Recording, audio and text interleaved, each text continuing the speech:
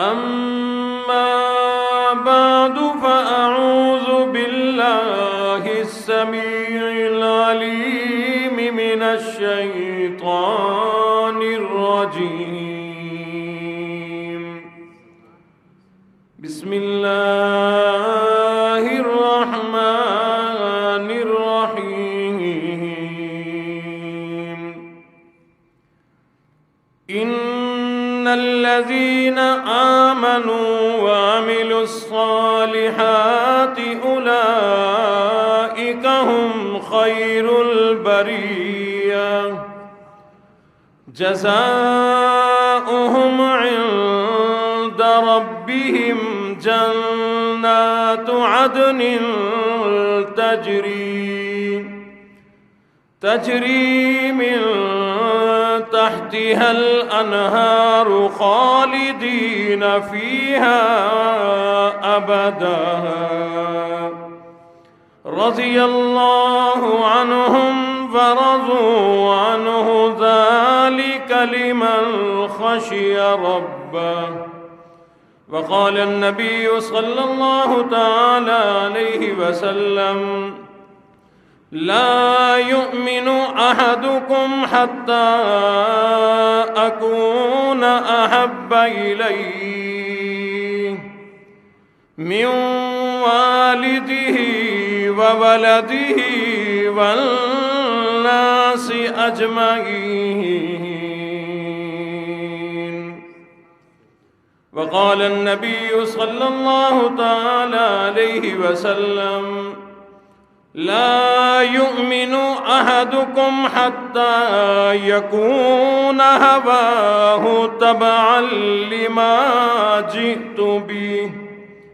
صدق الله مولانا العلي العظيم وصدق رسوله النبي الكريم ونحن على ذلك لمن الشاهدين والشاكرين والحمد لله رب العالمين. اللهم صل على محمد وعلى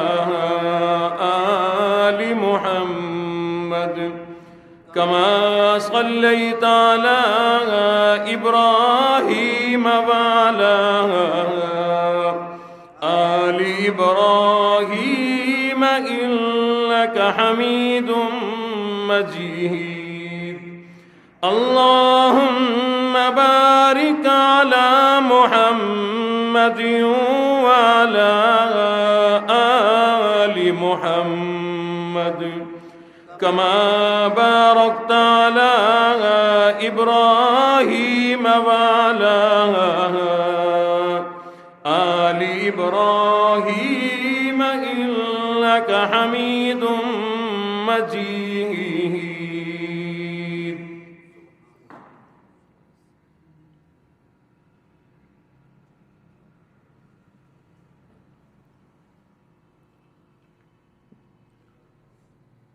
قابل ذی وقار محترم بزرگوں، غیور نوجوانوں،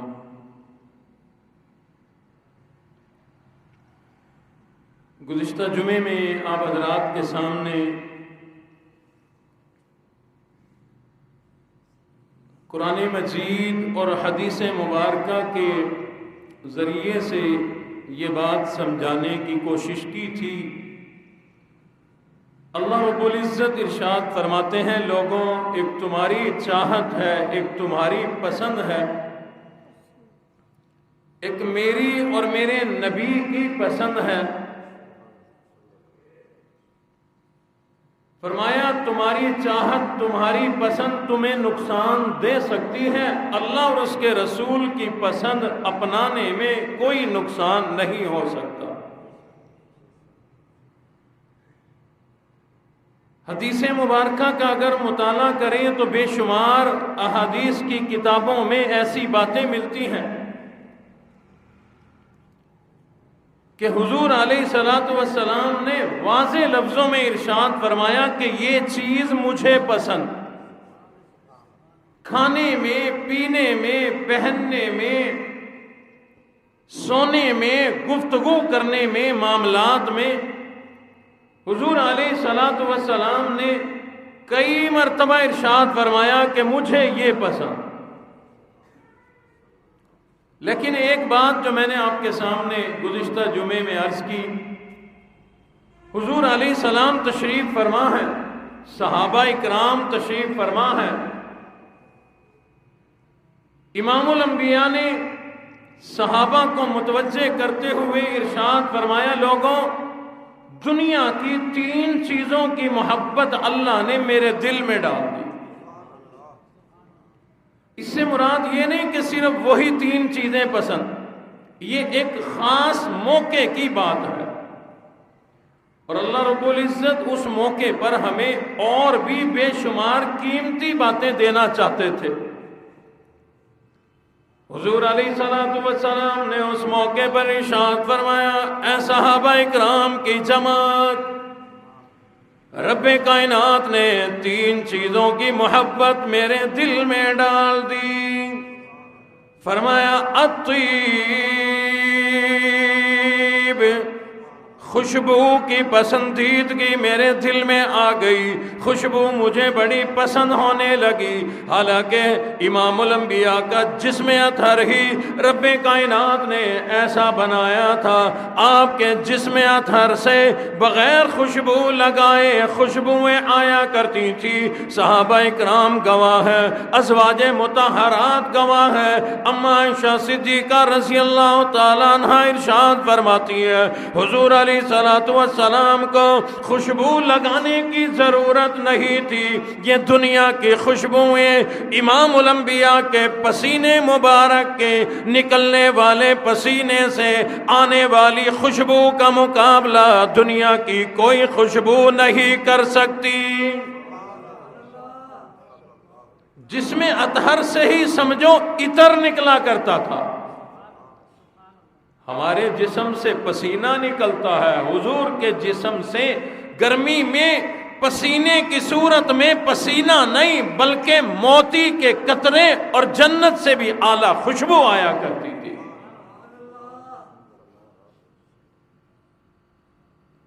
لیکن تفصیل سے میں نے بتلایا تھا آپ کو، حضور علیہ السلام ہمیں تعلیم دینے کے لیے خوشبو لگایا بھی کرتے تھے، اپنے جسم اطہر پہ خوشبو لگایا بھی کرتے تھے، تعلیم دینے کے لیے کہ خوشبو حضور علیہ السلام کو پسند، حضور کی سنت، حضور کا طریقہ، جو اس نیت سے خوشبو لگا کے جمعہ پڑھنے آیا بیٹھا ہے کہ خوشبو حضور کی سنت ہے، اللہ نے 100 شہیدوں کے برابر اجر و ثواب عطا فرما دیا.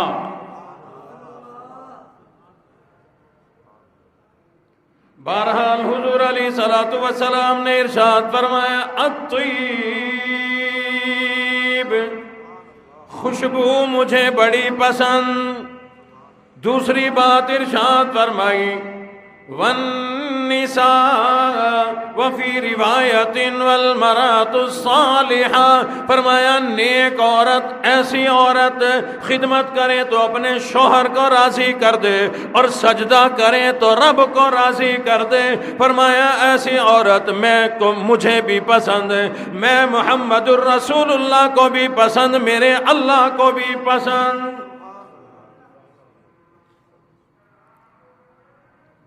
بعض علماء نے لکھا ہے کہ اس سے مراد مرد بھی ہے.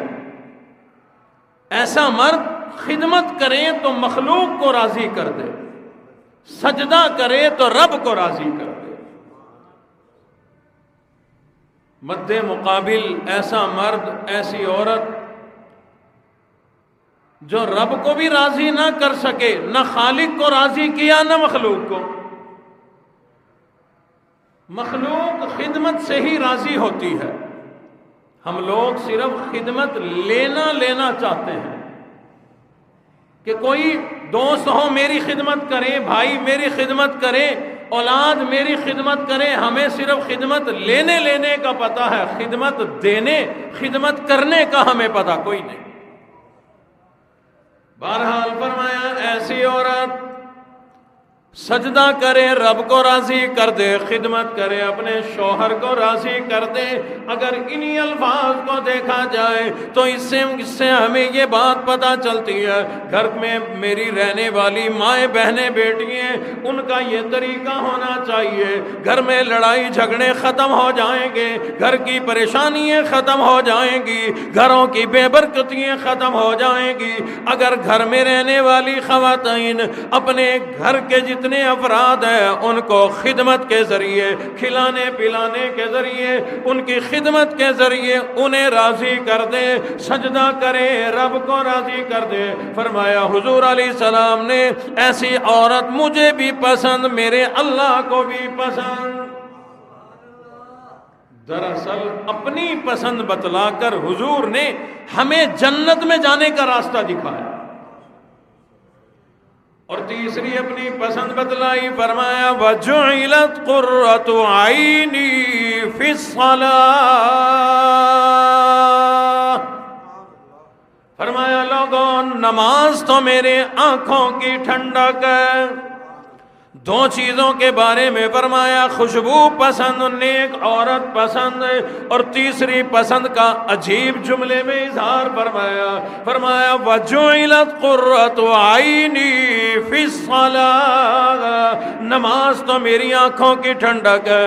یعنی جو آدمی نماز پڑھتا ہے، نماز کی نیت باندھتا ہے، نماز کا سجدہ کرتا ہے، اپنے نبی کی آنکھوں کو ٹھنڈا کرتا ہے۔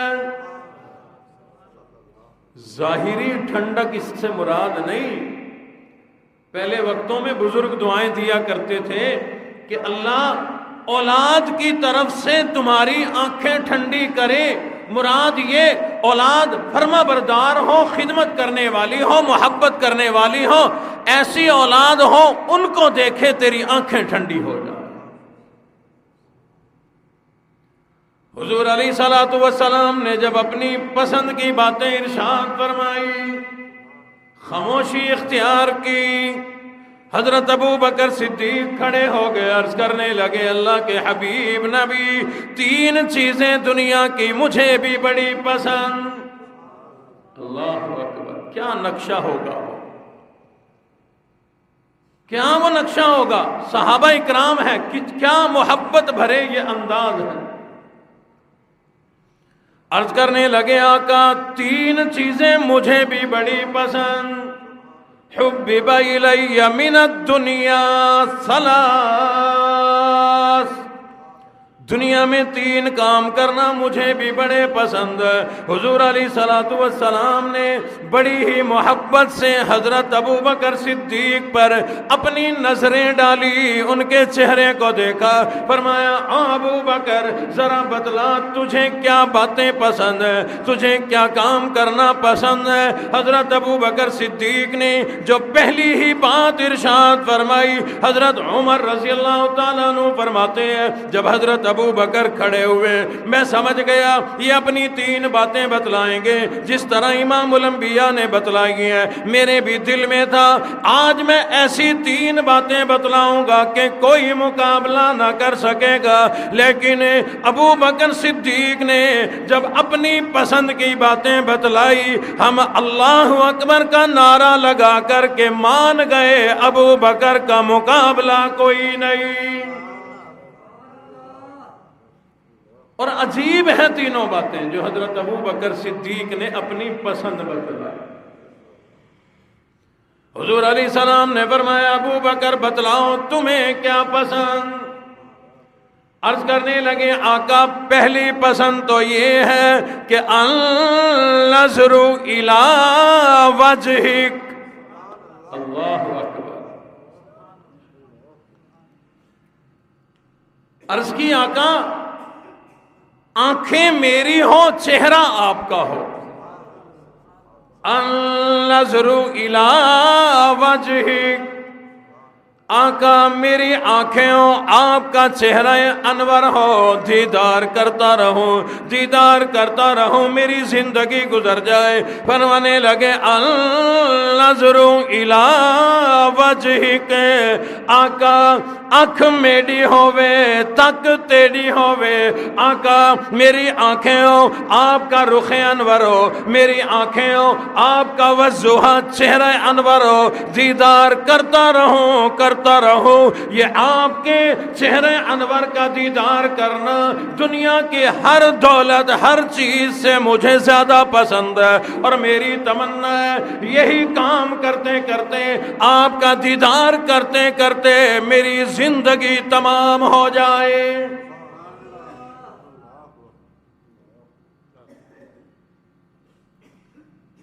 میں نے پہلی مرتبہ جب یہ جملہ پڑھا تو میں نے پھر غور کیا تو پتہ چلا تمام صحابہ ہی اس بات کی تمنا رکھتے تھے، اس بات کی تڑپ رکھتے تھے کہ حضور کا دیدار کریں۔ کئی واقعات میرے سامنے آئے احادیث کی کتابوں میں، صحابہ اکرام ترتیب بنایا کرتے تھے۔ حضرت عمر رضی اللہ تعالیٰ عنہ نے ایک انصاری صحابی سے معاہدہ کیا کہ تمہارے بھی اونٹ ہیں، بکریاں ہیں، تم بھی چراتے پھرتے ہو، میرے بھی ہیں، میں بھی چراتا پھرتا ہوں۔ بڑی مشکل سے موقع ملتا ہے حضور کی خدمت میں بیٹھیں، قرآن پڑھیں، حدیث پڑھیں، فرمان سنیں اور رسول اللہ کے وضوحا چہرے انور کا دیدار کریں، تھوڑا موقع ملتا ہے۔ لہذا معاہدہ کیا ایک دن تم جاؤ، سارا دن حضور کی خدمت میں بیٹھ کے دیدار کرو، تمہارے اونٹ میں چراؤں گا، شام کو آنا مجھے بتانا۔ حضور کے چہرے انور پر پسینہ مبارک آیا تو چلتا کیسے تھا، دکھتا کیسا تھا، سونگنے میں کیسا تھا، کیا حضور علیہ السلام غصہ فرماتے، چہرے کے تاثرات کیسے ہوتے، مسکراتے تاثرات کیسے ہوتے، اور حضور نے کیا ارشاد فرمایا، سب نوٹ کر کے دیدار کر کے شام کو آ کے مجھے بتانا ہے کہ آج یوں یوں ہوا۔ اور حضرت عمر نے فرمایا تیرے اونٹ بھی اپنے بھی میں چراؤں گا۔ اگلے دن میری باری ہوگی، اونٹ تم چرانا، جانور تم چرانا، میں صبح سے جا کر امام الانبیاء کی خدمت میں بیٹھ جاؤں گا، قرآن بھی پڑھوں گا، فرمان بھی سنوں گا، امام الانبیاء کے چہرے انور کا دیدار بھی کیا کروں گا، تمام دن بیٹھ کر حضور کا دیدار کروں گا، شام کو آ کر بتلاؤں گا امام الانبیاء مسکرائے تو کیسے مسکرائے، غصے کی حالت میں کیا تاثرات تھے، امام الانبیاء نے کیا ارشاد فرمایا، کیا وحی نازل ہوئی، نئی آیت قرآن کی کیا نازل ہوئی۔ تمام دن امام الانبیاء کا دیدار کر کے شام کو تیرے پاس آ کر تجھے سب بتلا دوں گا۔ اسی طرح 5 یا 6 اور صحابہ تھے، وہ بھی اونٹ چرایا کرتے تھے، جانور تھے ان کے پاس۔ انہوں نے معاہدہ کیا بھی سارے جو اسی کام پہ لگے ہوئے ہیں کیوں نہ ایسے کریں، ایک بندہ چرائے، 5 بندے حضور کی خدمت میں جائیں، زیارت کریں، اگلے دن دوسرا چرائیں، باقی 5 جائیں، اگلے دن دوسرا، یوں ہمیں وضحا چہرے کے دیدار کا موقع زیادہ سے زیادہ مل جائے گا۔ تمام ہی صحابہ اکرام اس بات کے بڑے متلاشی، بڑی تمنا رکھتے تھے امام الانبیاء کے چہرے انور کا دیدار کریں، لیکن جو بات میں نے عرض کرنی ہے وہ یہ ہے، تمام صحابہ نے امام الانبیاء کے چہرے انور کا بڑا دیدار کیا، بڑی محبت رکھا کرتے تھے، بڑا دیدار کیا کرتے تھے۔ آؤ ایک دیوانے کی بات یاد آ گئی، حضرت ابو ہریرہ رضی اللہ تعالیٰ عنہ امام الانبیاء کی خدمت میں پڑے پڑے رہتے ہیں، کماتے کوئی نہیں، جب کماتے نہیں تو کھاتے بھی کوئی نہیں، بھوک برداشت کر رہے ہیں، پیاس برداشت کر رہے ہیں، لیکن چہرہ انور کا دیدار کر رہے ہیں۔ صحابہ اکرام نے کہہ دیا ابو ہریرہ جب کماتے نہیں تو کھاؤ گے کہاں سے؟ فرمایا مجھے کمانے کی بھی ضرورت نہیں، کھانے کی بھی ضرورت نہیں۔ صحابہ نے کہا کیسے؟ ہر آدمی کو کھانے کی ضرورت ہے۔ فرمانے لگے او لوگوں جب مجھے بھوک لگا کرتی ہے میں امام الانبیاء کے چہرے انور کو ذرا غور سے دیکھا کرتا ہوں، میری بھوک ختم ہو جاتی ہے۔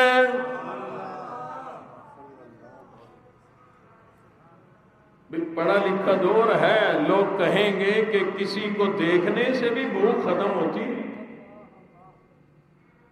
پڑھا لکھا دور ہے نا جی، اور واقعات ایسے بھی ہیں، تلاوت قرآن کرنے سے لوگوں کی بھوک ختم ہو جاتی تھی۔ ہمیں اصل میں کسی کے دیدار اور تلاوت قرآن کی سچی لگن اور محبت کوئی نہیں تو اس کا پھر نتیجہ بھی کوئی نہیں۔ اور بھائی جس سے آپ محبت کرتے ہو، آج کل کی جو پرزور محبت ہے وہ تو دیوانوں والی، بوائے فرینڈ گرل فرینڈ والی محبت ہے، چلو اسی کی مثال سمجھ لو۔ وہی فرینڈ جب سامنے ہو، 5 گھنٹے تیرے سامنے بیٹھے، تیرا کچھ کھانے کو جی نہیں کرتا، کہے بھی صحیح نا کوئی کچھ کھا لے، کہتا شربت دیدار کر لوں، یہی سب کچھ ہے۔ مثال بنتی نہیں تھی لیکن سمجھ میں ایسی باتیں آتی ہیں۔ صحابہ اکرام کا معاملہ یہی تھا، چہرہ انور کا جب دیدار کرتے سب کچھ بھول جایا کرتے تھے۔ ابا جی رحمت اللہ علیہ ایک مثال دیا کرتے تھے کہ نیا شادی شدہ جوڑا ہو نا، دولہا دلہن جب اپنے کمرے میں علیحدہ ہوں تو ایک دوسرے سے صرف دیدار کر کے ابھی حال احوال پوچھ رہے ہوتے ہیں، مسجد سے صبح کی اذان کی آواز آ جاتی ہے۔ دلہا صاحب کہتے ہیں کہ آج مولوی پتہ نہیں بھول گیا، اذان جلدی دے دی۔ دلہن کہتی ہے جلدی نہیں دی، تو دیدار کرنے میں ایسا مست ہوا تجھے رات کے گزرنے کا پتہ ہی نہیں چلا۔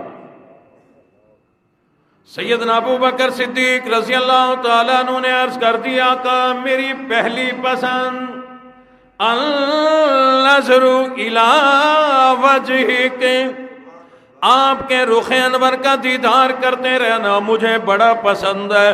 تمام صحابہ کو بڑا پسند تھا، تمام صحابہ نے بڑا دیدار کیا، لیکن میں نے تاریخ کی کتابیں، سیرت کی کتابیں میں نے کھنگالی کہ کوئی مل جائے جس نے تمام صحابہ میں سب سے زیادہ امام الانبیاء کا دیدار کیا ہو۔ ابو بکر صدیق کے سوا مجھے کوئی نظر نہیں آیا جس نے سب سے زیادہ امام الانبیاء کا چہرہ انور کا دیدار کیا۔ لوگوں میری بھی تمنا، آپ کی بھی تمنا، ہمارے نبی کا ہمیں دیدار مل جائے۔ کیوں بھئی ایسی بات ہے کہ نہیں؟ میری دعا ہے اللہ خام میں ہی دیدار کرا دے، اللہ وقت موت ہی دیدار کرا دے، اللہ قبر میں دیدار کرا دے، اللہ حشر میں دیدار کرا دے، اللہ جنت میں ہمیں امام الانبیاء کا پڑوس عطا فرما دے۔ تمنا ہے ہماری، لیکن یاد رکھنا یہ تمنا محبت سے پیدا ہوتی ہے۔ حضور علیہ السلام وضو فرما رہے ہیں، اور وضو فرمایا کچی جگہ ہوا کرتی تھی، اونچی جگہ بیٹھ کے وضو فرماتے، پانی یوں نیچے جا رہا ہوتا تھا۔ ہم بھی اپنی وضو کی جگہ ایسی بناتے ہیں پانی تاکہ نیچے جائے۔ ایک صحابی آئے، آتے ہی ڈائریکٹ عرض کرنے لگے آقا مجھے آپ سے بڑی محبت، میں آپ سے بڑا پیار کرتا ہوں۔ حضور نے فرمایا اگر اپنے دعوے میں سچا ہے، اگر اپنے دعوے میں سچا ہے تیار ہو جا، تکلیفیں، پریشانیاں، مصیبتیں ایسے آئیں گی جیسے پانی اونچائی سے نیچے جا رہا ہے۔ حضرت ابو بکر صدیق نے جب یہ اپنی خواہش بتلائی نا کہ آپ کا دیدار ہی مجھے پسند، میں سمجھتا ہوں میں نے 2 جمعے پہلے یا 3 جمعے پہلے جب عمرے سے واپسی ہوئی وہاں کے حالات آپ کو سنا رہا تھا، تو پہلے میں وہاں جا کر سوچ رہا تھا جیسے ہوتی ہے نا پلاننگ جانے کی، تو وہ پلاننگ نہیں تھی، اللہ پاک زبردستی اچانک لے گئے۔ اللہ سب مسلمانوں کو یوں ہی لے جائے، کیونکہ وہ مصروفیت کے بھی دن تھے اور ہر آدمی کی نظر وسائل پہ ہوتی ہے، تو وسائل ذرا ادھر ادھر کھنڈے ہوئے تھے۔ بہرحال اللہ نے بلا لیا، میرے دل میں تھا کہ فلاں نے میرا ذہن بنایا، میں اس کی وجہ سے گیا۔ جب وہاں چلا گیا پھر وہاں جا کے میرے ذہن میں آیا کہ نہیں، اس کی وجہ سے نہیں، میں اس کی وجہ سے آیا ہوں۔ پھر میں نے واقعہ سنایا تھا، ایک انڈیا کے ساتھی آئے ہوئے تھے، ان کے 2 واقعات آپ کو میں نے سنائے تھے۔ جب انہوں نے وہ واقعات سنائے تو میرے دل میں آیا میں ان کی وجہ سے آیا ہوں۔ میں نے یہ اشارہ اس لیے دیا، عام تاریخ میں یہی ہے، قرآن و حدیث سے یہی پتہ چلتا ہے کہ مکہ مکرمہ سے مدینہ منورہ اللہ نے حضور اور صحابہ کی ہجرت کرائی۔ وجہ یہ لوگ پریشان کرتے تھے مکہ والے، اللہ نے فرمایا یہ پریشان کرتے ہیں، تکلیفیں دیتے ہیں، کسی کا چمڑا ادھیڑ رہی ہیں، کسی کو چیر کے ٹکڑے کر رہے ہیں، کسی کی آنکھیں نکال دی گئی ہیں، اور خود امام الانبیاء کو حرم میں بیت اللہ میں نماز پڑھنے کی اجازت نہیں دے رہے، تو اللہ نے فرمایا ہجرت کرو۔ یہ رہنے نہیں دیتے، مدینے والے آنے نہیں دیں گے، یہ کانٹے بچھاتے ہیں، وہ راہوں میں پلکیں بچھائیں گے۔ عام طور پہ یہی بات ذہن میں ہے، لیکن میرا گمان کہتا ہے اللہ نے یہ ہجرت ابو بکر صدیق کی وجہ سے کرائی۔ جو سن رہے ہیں وہ بھی، جو ریکارڈنگ میں سنیں گے وہ بھی فتویٰ نہ لگائے۔ میں یہ نہیں کہہ رہا کہ قرآن حدیث کی بات ہے، میں کہتا ہوں میرا ایک گمان اس حدیث شریف کے مطابق حضور نے صحابی کو فرمایا اگر تو اپنے دعوی محبت میں سچا ہے تیار ہو جا، مشکلیں مصیبتیں ایسے آئیں گی جیسے پانی اوپر سے نیچے جایا کر۔ رات کا ٹائم ہے، حضور علیہ السلام نے آ کر ابو بکر صدیق کا دروازہ کھٹکھٹا۔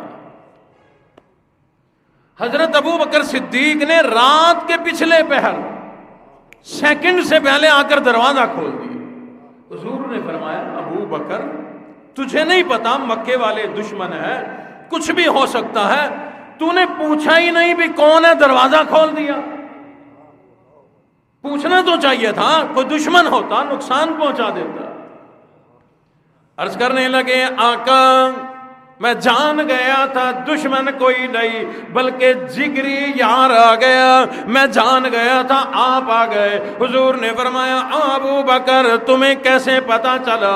عرض کرنے لگے اے اللہ کے حبیب نبی، آپ کے کنڈی کھٹکھٹانے کے طریقے کو، آپ کے دستک دینے کے انداز کو اگر ابو بکر صدیق نہیں سمجھے گا تو کون سمجھے گا؟ آپ کے دستک دینے سے ہی میں سمجھ گیا تھا کہ آپ تشریف لائے ہیں۔ دیکھو اسی لیے میں نے جوتے بھی نہیں پہنے، میں دوڑ کر آیا کہ امام الانبیاء میرے دروازے پر آئے، 2 جہان کی دولت میرے دروازے پہ آ گئی، میں دیر کر دوں مناسب کوئی نہیں، جوتے پہننے میں ٹائم لگاؤں مناسب کوئی نہیں۔ میں نے آ کر فوراً دروازہ کھولا، آپ ارشاد فرمائے میرے لیے کیا حکم ہے؟ حضور نے فرمایا میرا نہیں، میرے اللہ کا حکم ہے، ہجرت کرو، تیاری کرو۔ عرض کرنے لگے آقا تیاری ہو چکی ہے۔ امام الانبیاء نے فرمایا سواری۔ عرض کرنے لگے اے اللہ کے حبیب نبی، ابو بکر صدیق کے کندھوں سے اچھی سواری کون سی ہوگی؟ اب میری پہلی بات آپ کو سمجھ آئے گی کہ اللہ نے یہ ہجرت کیوں کرائی۔ اللہ رب العزت یہ ہجرت کا سفر مکہ مکرمہ سے 2 راستے جاتے ہیں مدینہ منورہ کی طرف، ڈائریکٹ انہی راستوں پہ اللہ چلا دیتے کہ ان پہ چلتے ہوئے آپ سیدھا مدینہ منورہ پہنچ جائیں۔ حضور علیہ الصلوۃ والسلام نے حضرت ابو بکر صدیق کو فرمایا ابو بکر راستہ اور یہ طریقہ ہم نے اپنانا ہے، چلنا یوں ہے، جانا یوں ہے، ادھر سے جانا ہے، چلتے چلتے ہم نے غار ثور پہ جانا ہے۔ عرض کر دی حاضر جیسے آپ فرمائیں گے۔ آپ نے حکمت اختیار کی، پاؤں یوں کر کے رکھے چلنے کے لیے، سیدھے نہیں رکھے پاؤں مبارک، حضور علیہ السلام نے یوں کر کے رکھتے تھے تاکہ قدموں کے نشان کوئی پہچان نہ سکے۔ جب یوں چلتے چلاتے پہاڑ تک پہنچے، قدم مبارک زخمی ہو چکے تھے، حضرت ابوبکر صدیق آگے آ کر کے بیٹھ گئے۔ پہاڑ کی چڑھائی ہے، آگے آئے بیٹھے ہیں۔ امام الانبیاء نے ارشاد فرمایا ابوبکر صدیق بیٹھ کیوں گئے؟ میں جملہ بدلنے لگا ہوں تاکہ محبت بھری بات بھی آ جائے۔ حضور علیہ الصلوۃ والسلام نے فرمایا ہوگا او ابو بکر نیچے کیوں ہو گئے، نیچے کیوں چلے گئے؟ جبرائیل آ گئے، عرض کرنے لگے اے اللہ کے حبیب نبی، نیچے اس لیے ہوئے ہیں کہ اللہ انہیں اور زیادہ اونچا کر دے۔ حضور نے فرمایا نیچے کیوں؟ عرض کیا آقا میرے کندھوں پہ سوار ہو جائیے، آپ کے قدم مبارک زخمی ہو رہے ہیں، میں آپ کو لے کر کے جاؤں گا۔ بالآخر غار ثور میں پہنچے۔ یہ مشکل سفر، یہ دشواریاں کیوں پیش آئی؟ وہ جو محبت کا دعویٰ کیا تھا نا کہ النظر الی وجہک، آپ کے رخ انور کا دیدار ہی کرتا چلا جاؤں اور مجھے کچھ نہیں چاہیے۔ تو پھر جو محبت کا دعوے دار ہو اس پہ مشقت، مصیبت، تکالیف آ جایا کرتی ہیں۔ یہاں یہ بات بھی سمجھتے چلے جائیں، بغیر قرآن و حدیث کا مطالعہ کیے، بغیر سیرت کا مطالعہ کیے اور لوگوں اعلان نہ کر دیا کرو فلاں آدمی پہ مصیبت آئی، اچھا کوئی نہ کوئی گناہ تا کیتا ہو سی، کوئی نہ کوئی بےمانی تا کیتی ہو سی، ہم لوگ اسی وقت فیصلہ دے دیا کرتے ہیں، اسی وقت فتویٰ صادر کر دیا کرتے ہیں، اس کے اوپر مصیبت ہے، اس کا مطلب ہے کوئی نہ کوئی گناہ کیا ہوگا، اس کے اوپر پریشانی ہے، کوئی نہ کوئی تو بدبختی والا کام کیا ہوگا۔ نہیں نہیں، ایسی بات کوئی نہیں۔ ہر عذاب ظاہر جو نظر آتا ہے ہر کسی کے لیے عذاب نہیں ہوتا، گناہگار کے لیے عذاب ہے، نیک کے لیے آزمائش ہے۔ اور انعام سب کے لیے انعام نہیں ہوتا، وہ نیک کے لیے انعام ہوتا ہے اس کی نیکیوں کے بقدر، اور گناہگار کے لیے وہ آزمائش ہوتی ہے کہ میں نے اللہ نے پیسہ دیا، پیسہ ملتا ہے تو اللہ دیکھنا چاہتا ہے کرے گا کیا، رب کی راہ میں دیتا ہے یا پیسے کو برباد کرے گا عیاشیوں کے اندر۔ غار کے اندر اللہ ایک رات گزروا کر اگلے دن سفر کرا سکتے تھے، لیکن اللہ کا حکم تھا 3 دن 3 راتیں یہیں گزار۔ مولا کیوں؟ اللہ فرماتے ہیں مجھ سے کیوں پوچھتے ہو، اس دیوانے ابو بکر صدیق سے پوچھو۔ تمنا ہی اس کی نرالی ہے، خواہش ہی اس کی نرالی ہے، پسند ہی اس کی نرالی ہے۔ اس نے جو یہ پسند کا اظہار کر دیا، النظر الی وجہک، آقا میری آنکھیں ہو، آپ کا رخ انور ہو، دیدار کرتے کرتے میری زندگی گزر جائے۔ رب کائنات نے خاص موقع وہاں عطا فرمایا، غار ثور کے اندر۔ غار ثور میں ہی کیوں عطا فرمایا؟ مسجد نبوی میں کیوں نہ ملا، مسجد الحرام میں کیوں نہ ملا، مسجد قباء میں کیوں نہ ملا، اور اتنی مسجدیں وہاں موجود ہیں، وہاں موقع کیوں نہیں دیا؟ امام الانبیاء کے گھر میں موقع کیوں نہیں دیا؟ ابو بکر صدیق کے گھر میں موقع کیوں نہ ملا؟ اس لیے نہیں ملا، مسجد حرام میں بیت اللہ میں جب بیٹھے ہیں اور صحابہ بھی بیٹھے ہیں، ابو بکر صدیق بھی بیٹھے ہیں، وہ بھی دیدار کر رہے ہیں، ابو بکر بھی دیدار کر رہے ہیں، مسجد نبوی میں اگر ہو تمام مل کر دیدار کر رہے ہیں، جہاں بھی ہوں اور لوگ بھی ہوں گے۔ اللہ نے فرمایا اے ابو بکر تیری تمنا آج پوری ہوگی، یہاں غار ثور میں میرے حبیب نبی کو لے کے آ جا، والضحیٰ چہرہ انور کو لے کے آ جا، یہاں بیٹھ کر تو نے جو تمنا کا اظہار کیا، آنکھ میری تک تیری، آنکھیں میری چہرہ آپ کا، اے میرے ابو بکر آ جا یہاں غار میں آ جا، اب دیدار کرنے والا تو ہو، دیدار کرانے والا میرا حبیب نبی ہو، یہاں دیدار کرنے میں بھی تیرا کوئی ثانی موجود نہ ہو۔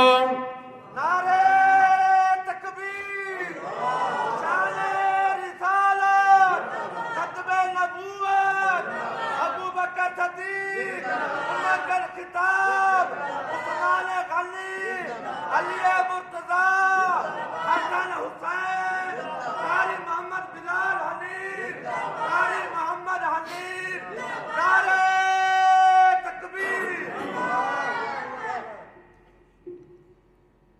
3 دن 3 رات اکیلے بیٹھے دیدار کر رہے ہیں۔ اچھا بھی جب 2 بیٹھے ہوں تو کیا ایک ہی دیدار کرے گا، دوسرا نہیں کرے گا؟ قربان جائیں، 3 دن 3 راتیں نبی اور صدیق ایک دوسرے سے محبت اتنی تھی، اللہ نے موقع ایسا بنایا بس اب یہاں بیٹھ کر تم دونوں ہی آپس میں دیدار کرو۔ جب اندر لے کے گئے نا غار کے اندر، واقعہ تفصیل بہت لمبی ہے، وہاں تک میں نہیں جانا چاہتا، مختصر غار کی صفائی کی، سراغ بند کیے، ایک سراغ باقی بچ گیا، کپڑا کوئی نہیں۔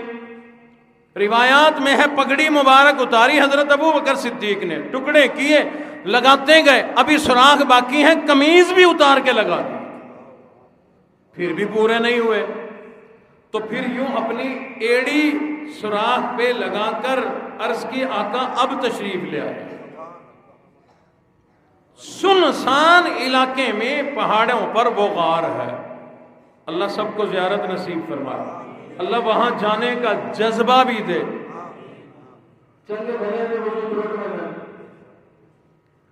ہمت جذبے کے ساتھ ہی وہاں تک جایا جاتا ہے، کیونکہ بھائی 3 میل نیچے چلنا مشکل ہے، وہ تو پھر یوں جانا پڑے گا، پہاڑ پہ چڑھنا پڑے گا۔ یہ حضرت ابو بکر صدیق کا جذبہ اور جگر تھا، پہلے ہی اتنی مشکلات ہیں اور ان مشکلات میں امام الانبیاء کو اپنے کندھوں پر بٹھا کر کے لے کر گئے، اپنی جان کی پرواہ کوئی نہیں، اسی کا نام تو محبت ہے۔ حضور تشریف لائے اندر غار میں، حضرت ابو بکر جانتے تھے کہ حضور تھکے ہوئے ہیں، حالانکہ خود بھی تو تھکے ہوئے تھے۔ حضور اندر تشریف لائے، کھڑے نہیں ہو سکتے، جھک کر تشریف لائے۔ حضرت ابو بکر صدیق نے ایسے انداز میں حضور کو بٹھایا کہ حضور علیہ السلام کا جسم اطہر ادھر ہے اور سر مبارک اپنی جھولی میں لے لیا۔ وہ جو تمنا کا اظہار کیا تھا کہ النظر الی وجہک، آپ کے رخ انور کا دیدار کرنا مجھے بڑا پسند ہے۔ رب کائنات نے عجیب نظارہ وہاں قائم کر دیا، امام الانبیاء کا سر مبارک، چہرہ انور، حضور علیہ الصلوۃ والسلام کا چہرہ انور حضرت ابو بکر صدیق کی گود میں ہے، یوں لے کر اتنے قریب سے دیدار کر رہی ہے۔ اور علامہ ابن حجر عسقلانی رحمۃ اللہ علیہ نے بڑا عجیب جملہ بول دیا، فرمایا کہ اس وقت جب امام الانبیاء کا چہرہ انور حضرت ابو بکر صدیق کی گود میں تھا اور حضرت ابو بکر صدیق دیدار کر رہے تھے، فرمایا اس وقت دیدار نہیں کر رہے تھے بلکہ پڑھ رہے تھے۔ کیوں؟ فرمایا کأن القرآن یفتح فی الرحل، امام الانبیاء کا چہرہ انور حضرت ابو بکر صدیق کی گود میں ایسے تھا جیسے قرآن کھلا ہوا رحل میں رکھا ہو۔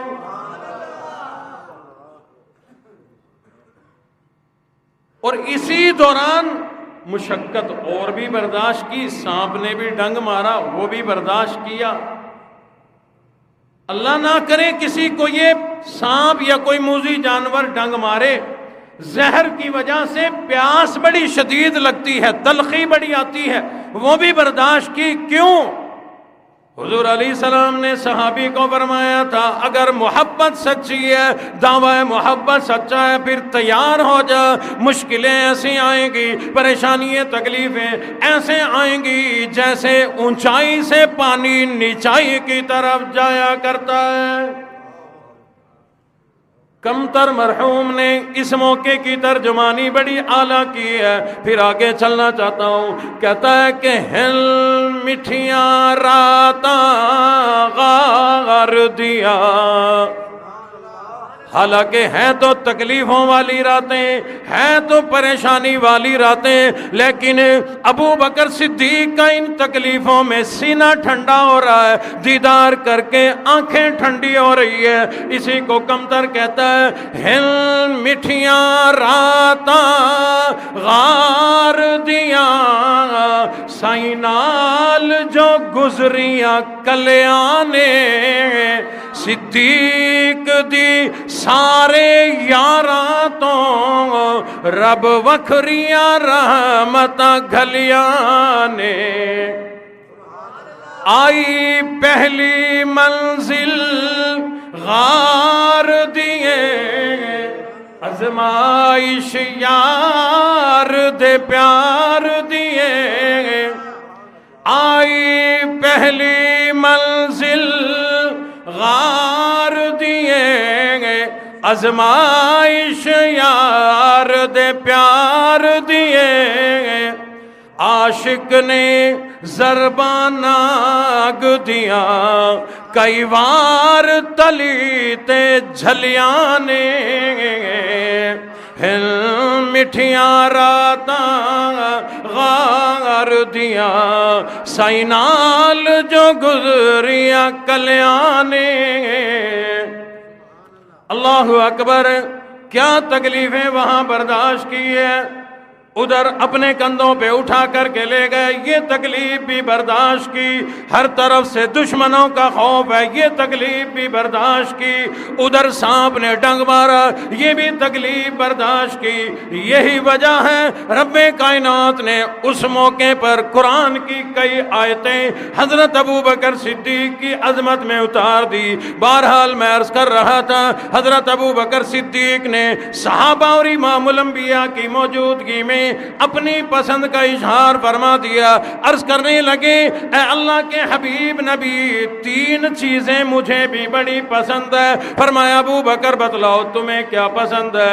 عرض کرنے لگے آقا پہلی چیز یہ پسند ہے کہ النظر الی وجہک،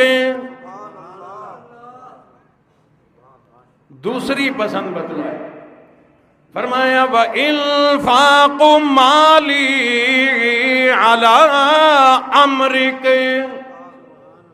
آقا حکم آپ کا ہو، ارشاد آپ کا ہو، مال میرا ہو، رب کی راہ میں قربان کرنا یہ مجھے بڑا پسند ہے۔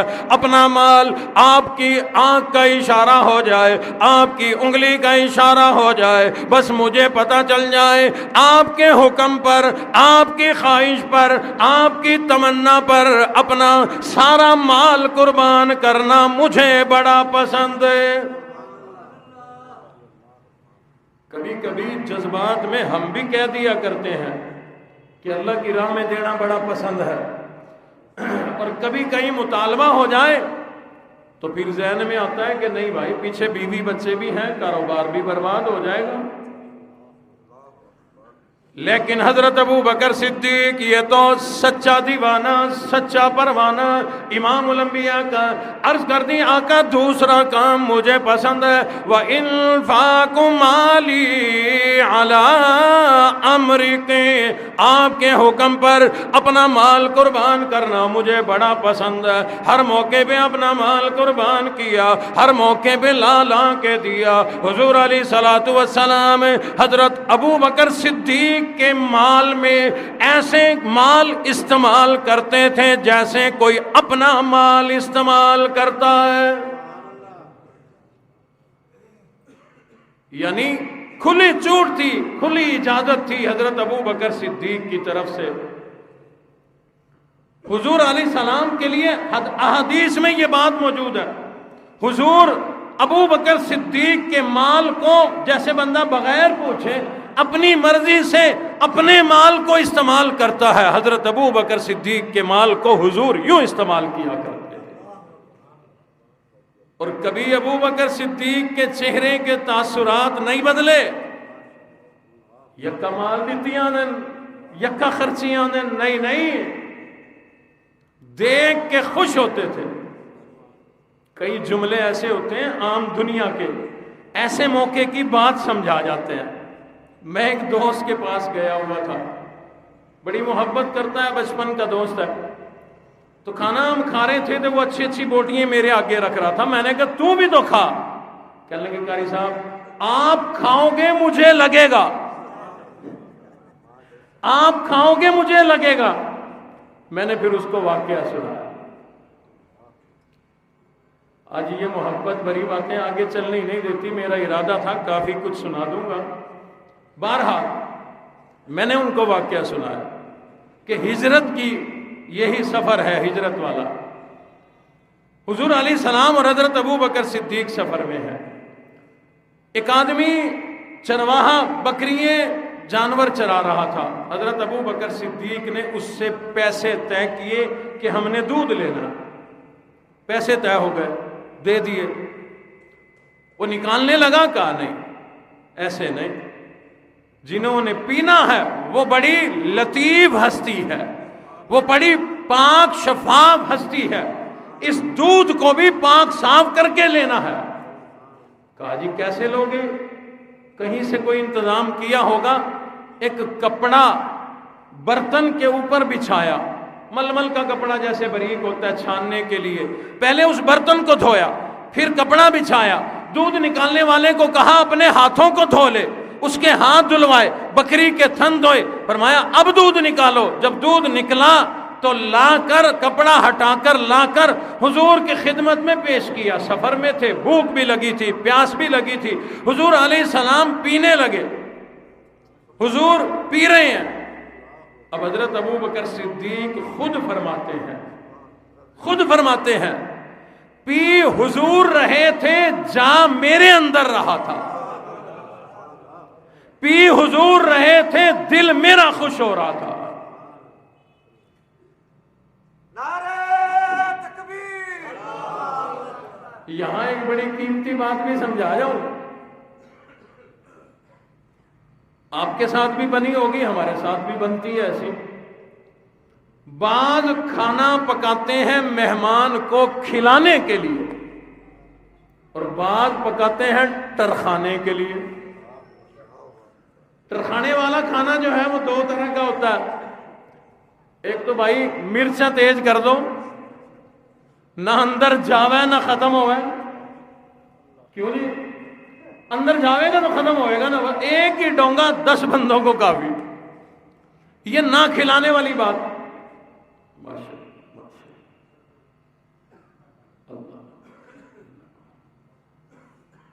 اور دوسرا مہمان کے آگے ڈونگا رکھ کے 3 جنے سائڈ پہ بیٹھ جاؤ، غور تو دیکھو تاکہ اس کی برکیاں اندر جائیں نہ۔ اور بھی کچھ طریقے ہیں، وہ پھر کبھی سمجھاؤں گا۔ اور جس نے کھلانا ہو وہ اس کے مزاج کو سمجھ کر مزاج کے مطابق پکائے گا۔ باولپور سے آئے بیٹھے ہیں، ٹائم مانگا انہوں نے مجھ سے، تو میں نے کہا منگل یا بدھ کا دن تھا، میں نے کہا یہ لے لو، کہتے نہیں جی سوموار دو، ہفتہ دو، جمعہ دو۔ میں نے کہا کیوں؟ کہتے جی منگل اور بدھ والے دن کٹے کا گوشت نہیں ملتا۔ میں نے کہا بھائی مہربانی کرو اس دفعہ نہ کھلاؤ کٹا۔ یہ کھلانے والا جو مزاج ہوتا ہے، ایک تو پکتا ویسا ہے جو کھلانا چاہے، اور دوسرے نمبر پہ یہ چیز ہوتی ہے مہمان جب کھا رہا ہو اور جو کھلانا چاہے اس کھلانے والے کا دل ٹھنڈا ہو رہا ہو کہ یار میں نے پکایا تھا، شکر ہے مہمان کو پسند آ گیا، مہمان کھا رہا ہے۔ تو حضرت ابو بکر صدیق فرماتے ہیں دودھ حضور پی رہے تھے، پیٹ میرا بھر رہا تھا، دودھ حضور پی رہے تھے، دل میرا خوش ہو رہا تھا۔ عرض میں یہ کر رہا تھا، حضرت ابو بکر صدیق عرض کرنے لگے آقا میری دوسری پسند وَإِنفَاقُ مَالِي عَلَىٰ أَمْرِكِ، آقا حکم آپ کا ہو، ارادہ آپ کا ہو، اشارہ آپ کا ہو، حکم آپ کا ہو، مال میرا ہو، قربان کرتا چلا جاؤں۔ حضرت ابو بکر صدیق نے کئی موقعوں پر تو حد کر دی، اپنے گھر کے اندر ایک سوئی بھی نہیں چھوڑی، برتن بھی نہیں چھوڑا، کپڑے بھی نہیں چھوڑے، مال بھی نہیں چھوڑا۔ ایک سوئی جنہوں نے نہ چھوڑی ہو وہ کیا چھوڑے گا؟ لا کر امام الانبیاء کی خدمت میں پیش کر دیا۔ حضور نے فرمایا او ابو بکر بیوی بچے بھی تو ہیں، ان کے لیے کیا چھوڑا؟ فرمانے لگے اے اللہ کے حبیب نبی سارا مال لے آیا، گھر میں آپ کا اور آپ کے رب کا نام چھوڑ کے آیا۔ گھر کی دیوار پہ سوئی بھی نہ چھوڑی تو نے، گھر کی دیوار پہ سوئی بھی نہ چھوڑی تو نے، عشق سرکار میں گھر بار لٹانے والے، اپنا سب کچھ مال دولت سب کچھ امام الانبیاء کی محبت میں قربان کر دیا، کیونکہ جذبہ سچا تھا۔ وَإِنفَاقُ مَالِي عَلَىٰ أَمْرِكِ، آقا حکم آپ کا ہو، دین کی ضرورت ہو، ایمان قرآن کو ضرورت ہو، میرا مال پیچھے بچا رہے یہ ممکن کوئی نہیں، میں اپنا سب کچھ آپ کے لیے آپ کے دین کے لیے قربان کر دوں گا۔ تیسری پسند بتلائی، فرمایا وَأَن يَكُونَ بِنْتِي فِي بَيْتِكَ، اللہ اکبر۔ عرض کی آقا آپ میرے داماد ہیں، میں آپ کا سسر ہوں، یہ نسبت اور یہ قسمت مجھے بڑی اچھی لگتی ہے۔ میں جس گلی سے گزرا کرتا ہوں لوگ کہا کرتے ہیں کہ رسول اللہ کے سسر جا رہے ہیں، آپ گزرا کرتے ہیں لوگ کہا کرتے ہیں ابو بکر صدیق کے داماد جا رہی ہیں، یہ نسبتیں مجھے بڑی اچھی لگتی ہیں۔ میری بیٹی آپ کے نکاح میں ہو، میری بیٹی آپ کے گھر میں ہو، یہ نسبتیں یہ قسمتیں یہ معاملات مجھے بڑے اچھے لگا کرتے ہیں۔ اور لوگوں حضور علیہ الصلوۃ والسلام نے اپنی پسند بتلائی، صحابہ نے اپنی پسند بتلائی، ابو بکر صدیق نے اپنی پسند بتلائی، دیگر صحابہ نے بھی چند نے بتلائی۔ ٹائم نہ رہا، پھر اگلے جمعے زندگی بخیر سناؤں گا۔ سنانے کا مقصد یہ ہے ہم بھی اپنے دل کے اندر یہ جذبات لائیں، نبی کی پسند کو اپنی پسند بنائیں، اور نبی جن لوگوں کو پسند کیا کرتے تھے، امام الانبیاء جن سے محبت کیا کرتے تھے، صحابہ اکرام بالخصوص خلفائے راشدین، ہم ان کی پسند کو بھی اپنی پسند بنائیں۔ فائدہ کیا ہوگا؟ اللہ فرماتے ہیں مجھے میرے نبی سے بھی بڑی محبت ہے، میرے نبی کے صحابہ سے بھی بڑی محبت ہے، ابو بکر صدیق سے بھی بڑی محبت ہے، عمر فاروق سے بھی بڑی محبت ہے، عثمان غنی سے بڑی محبت ہے، شیر خدا علی المرتضی سے میں اللہ کو بڑا پیار ہے، جو ان سے پیار کرے گا میں اللہ ان سے پیار کروں گا۔ تو ہم حضور کی پسند کو اپنی پسند بنائیں، صحابہ بالخصوص خلفائے راشدین کی پسند کو چاہت کو ہم اپنی پسند اور چاہت بنائیں، بڑا ہی اس میں فائدہ ہے، بڑا ہی فائدہ ہے۔ یاد رکھنا صحابہ اہل بیت کا جو طریقہ ہے وہی طریقہ حضور کا ہے، فرق کوئی نہیں۔ اور اللہ رب العزت نے تو قرآن میں فرما دیا جیسا ایمان صحابہ نے بنایا تم بھی ویسا بنا کے لے آؤ، کامیاب ہو جاؤ گے۔ اس لیے ہم لوگ اپنی زندگی کے تمام معاملات امام الانبیاء اور حضور کے صحابہ کے طریقے پر لے آئیں۔ اپنا اٹھنا بیٹھنا، سونا جاگنا، زندگی کے تمام معاملات، میں نے گزشتہ جمعے میں عرض کیا تھا آپ کے سامنے، حضور علیہ الصلوۃ والسلام نے جس چیز کو اپنی پسند بنایا وہ کوئی معاذ اللہ ہلکی چیز نہیں تھی، بلکہ وہ چیز دنیا آخرت میں دنیاوی اعتبار سے، مالی اعتبار سے، دنیا کے اعتبار سے بھی بڑی قیمتی چیز تھی۔ میں نے اشارے دیے تھے، کھانے میں حضور کو بکری کا گوشت پسند، ہلکا ہے یا اچھا ہے؟ تمام گوشت میں سب سے معیاری اور قیمتی۔ پینے میں حضور کو دودھ اور شہد اور زیتون پسند، ملتا ہے کسی کو؟ غریب کی پہنچ سے بات۔ اور میں نے ساتھ میں پھر اشارے دیے تھے کہ کچھ پڑھے لکھے جو دین صرف ٹی وی سے، میڈیا سے سیکھتے ہیں، ان کے ذہن میں یہ ہوتا ہے کہ سنت جو ہے نا، سنت حضور کے طریقے، یہ معمولی سی کوئی چیز ہے۔